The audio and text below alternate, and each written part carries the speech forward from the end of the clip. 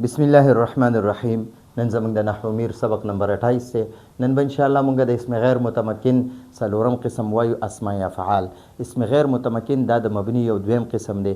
مبني دوه قسمه دي، یو ته مبني الاصل وي، یو ته غیر مبني الاصل وي. دی غیر مبني الاصل ته اسم غیر متمکن وي. دا اسم غیر متمکن چې دي کنه د دې اته قسمونه دي. اول قسم چې مضمرات دي، ضمیرونه دي، او دویم قسم اسماء اشارات دي، دریم قسم اسماء موصوله دي. د نه مخکې درس کې مونږ ویلي دي. نن څلورم قسم اسماء افعال دي. اسماء افعال څه ته وایي؟ چې وي خو اسم خو معنی د فعل وي. په اصل کې دا لفظ چې د اسم دپاره جوړ شوی وي. په اصل کې دا لفظ اسم وي. دا لفظ چې دا اسم وي، لفظ اسم وي خو معنی د فعل وي. نو دغه ته اسماء افعال وي. اسماء افعال دا بیا درې قسم دي، خو په کتاب کې دوه قسم لیکلي دي. یو قسم چې امر حاضر، امر حاضر یعنی د امر په معنی کې وي، معنی د امر وي، د امر د حکم د امر حاضر معنی وي. لکه مونږ وایو کنه اضرب، تو وخل اوکا، تو وخل اوکا، نو دغه ته امر حاضر وای. او دویم قسم دی فعل ماضی چې د دې اسم معنی چې دا هغه د فعل ماضی وي. او دریم قسم دی فعل مضارع، خو هغه فعل مضارع ډیر کم استعمال دی. نه دلته په کتاب کې د هغې ذکر نه دی کړی، خو مخکې کتابونو کې به تاسو بیا ووایئ. نو دا اسماء افعال درې قسمه دي، خو دلته په کتاب کې وایي چې اسماء افعال بر دو قسم است. دا په دوه قسمه دي. د دې اسماء افعال دوه قسمونه دي. نو چهارم د اسم غیر متمکن څلورم قسم اسماء افعال. اسماء افعال دي. اسماء افعال، اسماء د اسم جمع ده او افعال د فعل جمع ده. نو د اسم جمع اسماء راځي او د فعل جمع افعال راځي. نو اسماء افعال اسماء افعال دي. څلورم قسم اسماء افعال دي. او دا بر دو قسم است. بر معنی ده په، دو معنی ده دو، دوا، او قسم معنی ده قسمه، او است معنی ده دی. نو بر دو قسم است او دا په دوه قسمه دي. چهارم اسماء افعال، څلورم اسماء افعال دي. بر دو قسم است او دا په دوه قسمه دي. او دا په دوه قسمه دي. اول بمعنی امر حاضر، د امر حاضر په معنی کې دي. اولنې چې کنه اولنې دا د امر حاضر په معنی کې دي. چون لکه رویدا، دا رویدا چې کنه رویدا د دې معنی ته مهلت ورکا. رویدا اصل کې اسم دی، دی خو اسم دی. او معنی چې کنه دا معنی د فعل ده، معنی د فعل ده، معنی د فعل ده. ٹھیک شو؟ معنی د فعل ده. او په اصل کې دا لفظ اسم دی. دا لفظ په اصل کې اسم دی، خو معنی د فعل معنی د فعل حاضر، د فعل امر حاضر، د فعل امر حاضر ده، امر حاضر ده. ٹھیک شو؟ او امهل معنی را چې رویدا نه ده، رویدا د دې اصل کې دی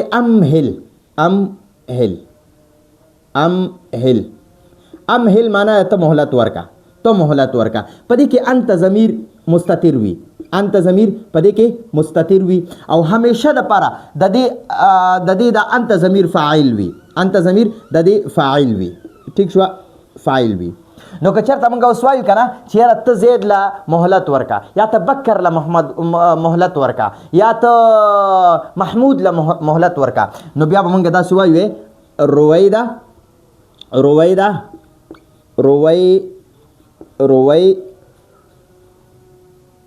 رویدا زیدن. نو دا رویدا فعل فاعل شو. دا رویدا اسم فعل او پدې کې انت ضمیر فاعل دی. رویدا اسم فعل پدې کې انت ضمیر فاعل دی. رویدا اسم فعل پدې کې انت ضمیر فاعل دی. او دا زیدن ولا مفعول دی. نو موږ د دې معنی به موږ داسې کوو، ته زید له مهلت ورکا، ته زید له مهلت ورکا، ته زید له مهلت ورکا. ٹھیک شو؟ امید دې په دې به پوه شوي. رویدا معنی ده امهل، رویدا معنی سره امهل، رویدا معنی ته مهلت ورکا. نو د امهل معنی هم د ته مهلت ورکا. په دې رویدا کې یو انت ضمیر پټ وي. ٹھیک شو؟ دا اسم فعل دی او په دې کې انت ضمیر مستتر وي. مستتر معنی نه پټ وي، پکې پټ. نو هغه انت ضمیر د دې لپاره فاعل وي. او دا د دې نه پس چې یو اسم راځي نو هغه به همیشه مفعول وي. مفعول هغه به منصوب وي، حالت نصب کې به وي. نو هغه حالت نصب کې بیا د دې رویدا اسم فعل لپاره بیا هغه فاعل مفعول جوړیږي. ښه؟ په دې کې انت ضمیر فاعل وي. دغه شان بلها چې دی که نه دا اصل کې اسم دی، خو معنی د امر حاضر ده او دا د اصل کې معنی ده دع معنی ده ته پرېږده دع معنی سره ته پرېږده دا بلها د دع په معنی کې دی دا بلها د دع په معنی کې دی دع معنی ده ته پرېږده نو دلته کې ما ویلي دی ته پرېږده نو زه وایم چې ته زید پرېږده ته زید پرېږده نو موږ به داسې ووایو بلها زیدن ته زید پرېږده بلها زیدن نو دا بلها فعل فاعل دی او دا اسم فعل او د کې انت ضمیر فاعل دی او دا زیدن ولا مفعول دی دا حالت نسبی کې به راځي بلها زیدن ته زید پرېږده دا اصل کې دی دع زیدن ٹھیک شو نو دع زیدن او بلها زیدن دا دواړه یو شی دي ٹھیک شو حی هل معنی تراشه نو دا د حی ګورئ تاسو به کتلیم وي دا د ایتی په معنی کې دی د ایتی معنی د تراشه یا تراوړه او یا د اقبل په معنی کې دی اقبل د اقبل په معنی کې دی نو ګوره مونږ وایي حی لکه په اذان کې وایي که نه حی علی الصلاة یا حی علی الفلاح نو حی معنی تراشه حی هل معنی تراشه نو دا اصل کې اسم دی خو معنی د فعل ده نو د دې وجې نه ورته اسم فعل وایي ٹھیک شوه نو مونږ که داسې وایو حی هل بکر تراشه حی هل بکر تراشه او هلم چې ده که نه د هلم معنی د ایتی د هلم معنی د ایتی ده د دې معنی د تراشه ٹھیک شو نو هلم اسم فعل دی خو دا اسم دی خو معنی د فعل ده نو ځکه ورته اسم فعل ورته وایي او دونک معنی ته واخله دونک معنی سره معنی ته واخله دونک د دې معنی د خذ معنی ته واخله دا دونک د خذ په معنی کې دی خذ معنی ته واخله او علیک معنی را ته لازم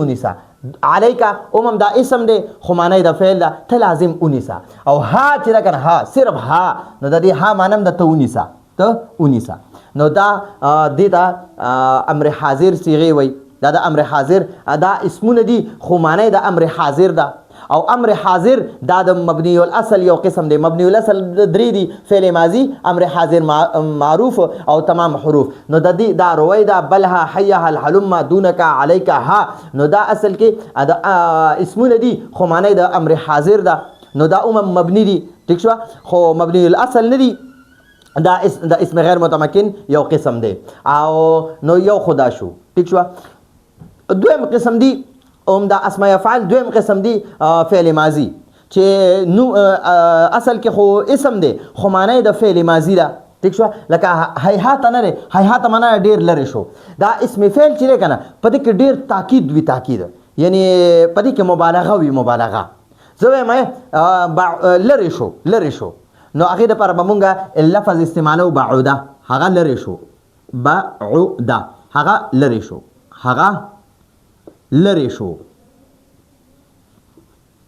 او که زه ما هغه ډیر لري شو نو د هغه د ډیر والی د یعنی دی پکې مبالغه پیدا کړ ډیر تاکید پکې پیدا کو نو بیا به د ډیر لري د لپاره مونږه هیهات لفظ استعمالو نو د هیهات معنی را بعوده لري شو ٹھیک شو خو کله چې هیهات مونږ استعمالو نو بیا مونږ وایو ډیر لري شو و بہت دور هوا هغه ډیر لري شو نو بعوده چې دا فعل دی او هیهات اسم دی خو د بعوده معنی ده چې څنګه هیهات معنی ډیر لري شو هغه ډیر لري شو نو دغه شان د بعوده معنی د هغه ډیر لري شو ٹھیک شو ها او شتانه معنی ډیر جدا شو د افترق معنی د جدا شو د افترق معنی هم دا جدا شو هغه جدا شو ٹھیک شو که زه ما هغه جدا شو بیل نو هغه د پر مونږ وایو افترقه هغه جدا شو که زه ما هغه ډیر جدا شو نو بیا بولته شتانه لفظ استعمالي شتانه معنی هغه ډیر جدا شو ٹھیک شو. نو دا شطانه په اصل کې اسم دی خو معنی د افترقه دی او دا افترقه فعل دی ښه دا اسم نه دی. بعودم فعل دی اسم نه دی خو دا هیهات اسم دی او معنی د بعوده ورکوي معنی د بعوده ده نو ځکه موږ دته اسم فعل وایو او شطانه اسم دی خو معنی د افترقه دی. افترقه فعل دی د معنی هغه جدا شو نو د شطانه معنی هم د هغه جدا شو. خو دلته کې به موږ بیا دې کې مبالغه کوو نو هغه معنی ده هغه ډیر جدا شو هغه ډیر جدا شو. ٹھیک شو. او سرعانه چې دی کنه هغه جلتی وکړه هغه تیزی وکړه نو دا سرعانه په اصل کې د سرعه په معنا کې دی. سرعه معنا ده هغه تیزی وکړه هغه جلتی وکړه او مونږ وایو چې هغه ډیره جلتی وکړه نو بیا بوله سرعانه لفظ استعمالو. سرعانه د سرعه په معنا کې دی.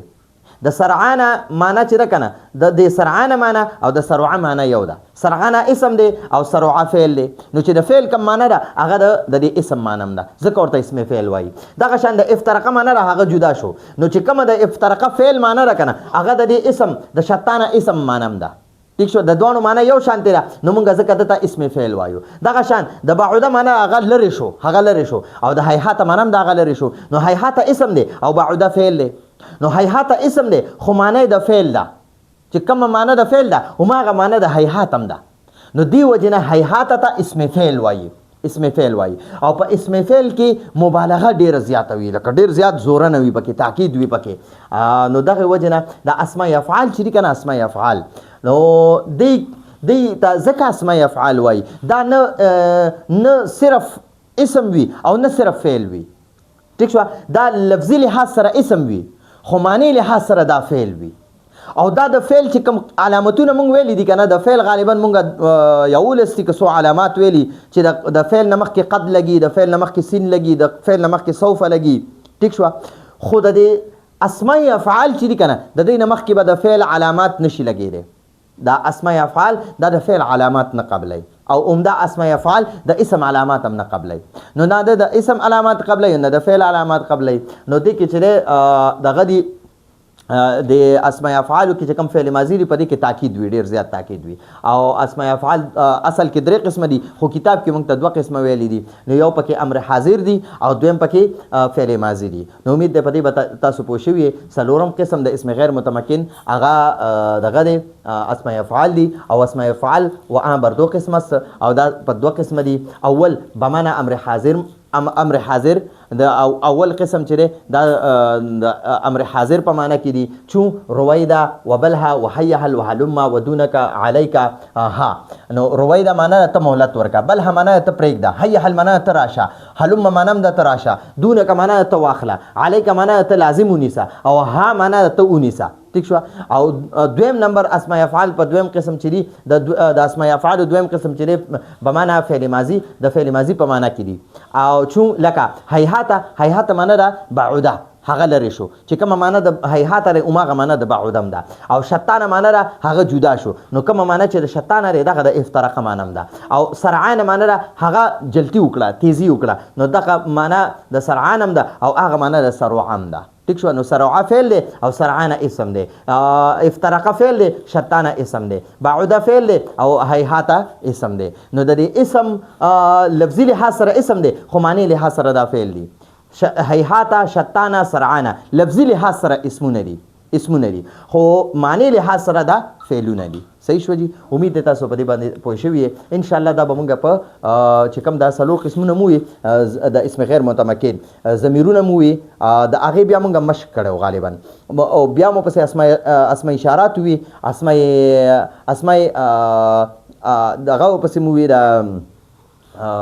اسماء موصوله مو وي او بیا مو پسې اسماء افعال وي. نو اسماء اشارات اسماء موصوله او اسماء افعال د دې به ان شاء الله موږ یو بیل مشق جوړو تمرین او هغه تمرین کې بیا د صرف زه د دې علامات خیمه چې دا اسم اشاره ده دا اسم موصول دی او دا ورسره اسماء افعال دي.